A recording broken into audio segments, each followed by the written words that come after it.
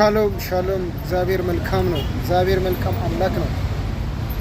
እግዚአብሔር እረኛዬ ነው፣ የሚያስደነግጠኝ ማን ነው? እግዚአብሔር እረኛዬ ነው፣ የሚያስፈራኝ ማን ነው አለ ዳዊት። እና እግዚአብሔር እረኛችን ነው። እግዚአብሔር መመኪያችን ነው። እግዚአብሔር አምላካችን ነው። እግዚአብሔር አባታችን ነው።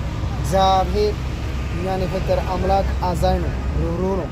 የጌቶች ጌታ እግዚአብሔር የሚመለክ የነበረ ያለ የሚኖር እግዚአብሔር እርሱ ነው።